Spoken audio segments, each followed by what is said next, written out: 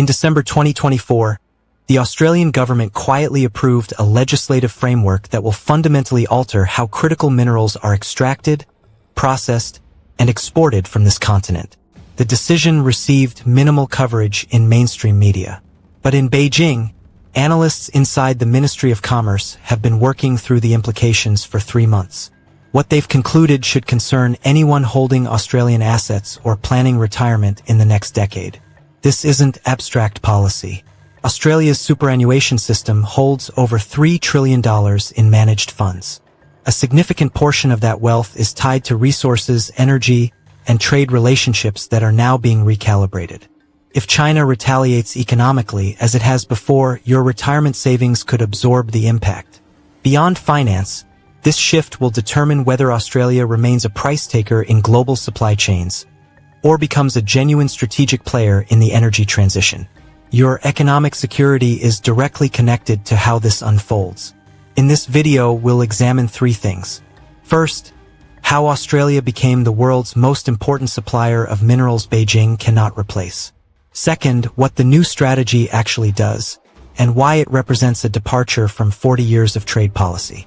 And finally, what this means for Australia's position heading into 2026, when the first constraints take effect. Let's begin with the history. To understand today's situation, we need to briefly go back to the early 2000s.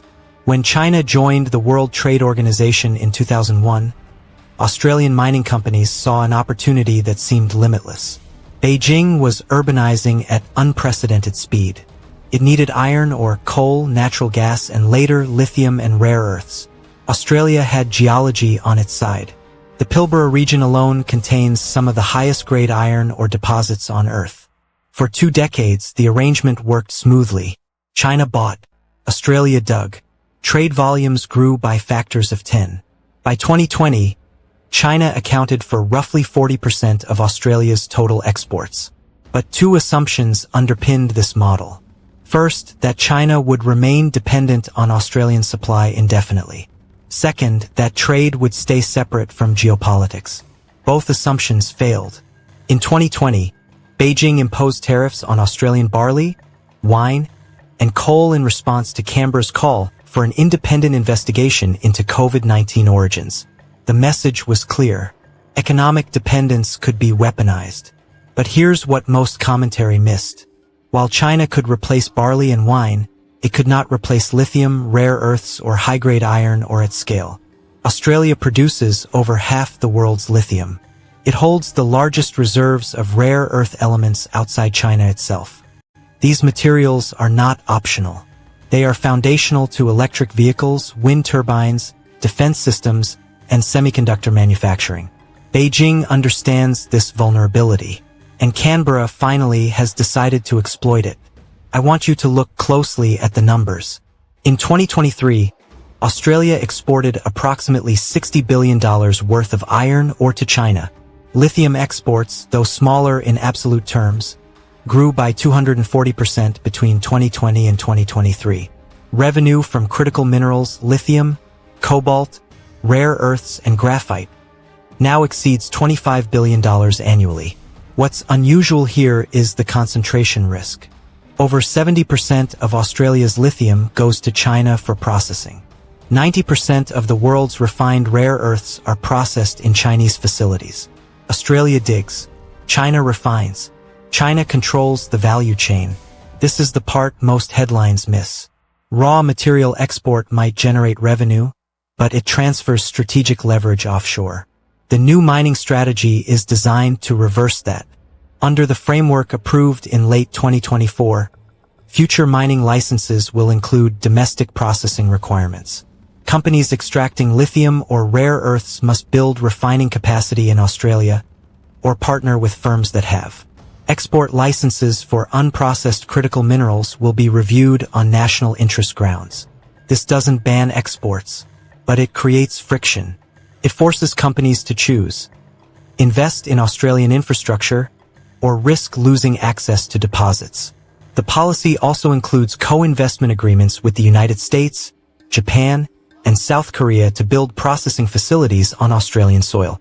These are not symbolic partnerships. Funding commitments exceed $15 billion over 5 years. Now, let's talk about leverage. China currently has 3 options if it wants to reduce dependence on Australian minerals. 1. Source from alternative suppliers. But lithium deposits in Chile and Argentina are largely controlled by Chinese firms already. African rare earth projects are unstable and years from production. 2. Accelerate domestic extraction. Possible, but Chinese rare earth grades are lower and environmental costs are high. 3. Slow the energy transition. Politically unacceptable. Beijing is effectively locked in, and Canberra knows it. Let's think through what happens next. If Australia successfully builds domestic refining capacity, it gains pricing power. Currently, Chinese processors set the terms. They buy raw lithium at commodity prices, refine it, and sell battery-grade product at a premium. That margin, often 3 to 5 times the raw input cost, stays in China. If refining moves to Australia, that margin stays here. The impact on GDP could be substantial. Some estimates suggest an additional $50 billion in economic activity by 2035. But there are risks. China will not accept this quietly. We've already seen preliminary responses. In early 2025, Chinese state-owned enterprises reduced orders from Australian lithium producers, citing quality concerns. Prices dropped sharply. Smaller Australian miners faced liquidity pressures. This is economic signaling. Beijing is testing resolve. If Australia continues, expect escalation. China could impose tariffs on processed minerals. It could restrict technology transfer for refining equipment. It could flood global markets with stockpiled lithium to crash prices. These are not hypotheticals. China has used these tactics against Japan, the United States, and previously Australia itself. The question becomes, can Australia withstand short-term pain for long-term positioning? Here's where alliances matter. The United States has a strategic interest in diversifying supply chains away from China. Under the Inflation Reduction Act, American electric vehicle manufacturers receive subsidies only if batteries use minerals from allied nations. Australia qualifies. China does not. This creates guaranteed demand for Australian refined lithium, regardless of Chinese retaliation. Japan and South Korea face similar dependencies. They need secure access to materials outside Beijing's control. So Australia isn't acting alone. It's anchoring a coalition of buyers who want an alternative to Chinese processing dominance. But there's a second-order consequence that's harder to quantify.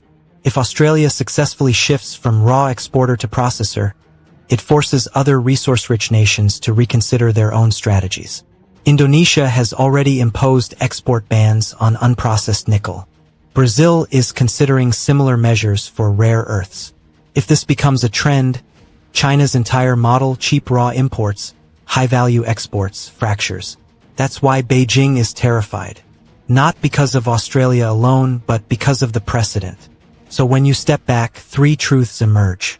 First, Australia holds geological leverage that cannot be replicated quickly. China needs what's under Australian soil, and alternatives are limited. Second, the new mining strategy represents a structural shift.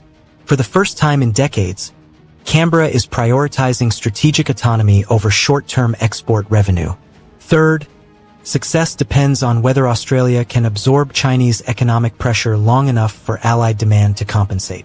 The next 18 months will be decisive. This is not a guaranteed win, but it's a calculated risk backed by logic, capital, and alliance coordination. Here's the question I want you to consider. Does this strategy strengthen Australia's long-term independence, or does it lock us into a different form of dependence, this time on American and allied demand? I genuinely like to hear your perspective. Leave a comment with your assessment. If this concerns you, I strongly recommend watching my analysis on how Japan is quietly reshaping the Indo-Pacific Security Order, where we examine the broader alliance structures that will determine whether strategies like this succeed or fail. Thank you for watching.